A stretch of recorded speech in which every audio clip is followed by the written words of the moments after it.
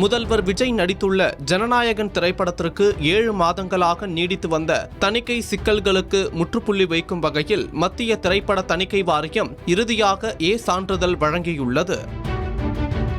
இதன் மூலம் நீண்ட காலமாக நிலுவையில் இருந்த சென்சார் பிரச்சினை முடிவுக்கு வந்துள்ளதால் ரசிகர்களும் திரையுலகினரும் உற்சாகம் அடைந்துள்ளனர். இயக்குனர் எச். வினோத் இயக்கத்தில் KVN புரொடக்ஷன்ஸ் தயாரித்துள்ள ஜனநாயகன் நடிகர் விஜயின் திரைப்பட வாழ்க்கையின் கடைசி படமாகவும் அவர் முழுநேர அரசியலுக்கு சென்ற பிறகு வெளியாகும் முதல் திரைப்படமாகவும் கருதப்படுவதால் தொடக்கத்தில் இருந்தே மிகுந்த எதிர்பார்ப்பை ஏற்படுத்தியது.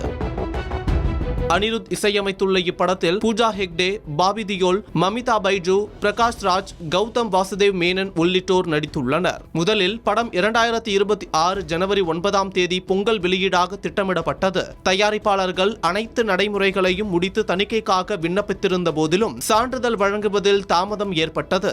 ஆரம்ப ஆய்வுக்குழு UA பரிந்துரைத்ததாக தகவல்கள் வெளியான நிலையில் பின்னர் சில புகார்களின் அடிப்படையில் படம் மறு ஆய்வு குழுவுக்கு அனுப்பப்பட்டதால் சர்ச்சை உருவானது.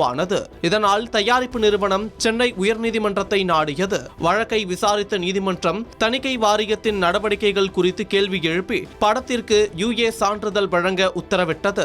ஆனால் அந்த உத்தரவுக்கு எதிராக தணிக்கை வாரியம் மேல்முறையீடு செய்ததால் சான்றிதழ் வழங்கும் நடைமுறை மீண்டும் தாமதமானது. பின்னர் உச்சநீதிமன்றம் உரிய சட்ட நடைமுறையை பின்பற்றுமாறு அறிவுறுத்தியதை தொடர்ந்து தயாரிப்பாளர்கள் வழக்கை வாபஸ் பெற்று படத்தை மறு ஆய்வுக்காக சமர்ப்பித்தனர். அதன் பிறகு மறு தணிக்கை குழுவின் திரையிடல் பல்வேறு காரணங்களால் தள்ளிப்போனது. ஒரு கட்டத்தில் குழு உறுப்பினர் ஒருவர் உடல்நலக் குறைவால் ஆய்வு ஒத்திவைக்கப்பட்டதாகவும் தகவல்கள் வெளியாகின. இதனால் ஜனவரி வெளியீடு தவறிய படம் பல மாதங்களாக வெளியாகாமல் காத்திருக்க வேண்டிய நிலை ஏற்பட்டது.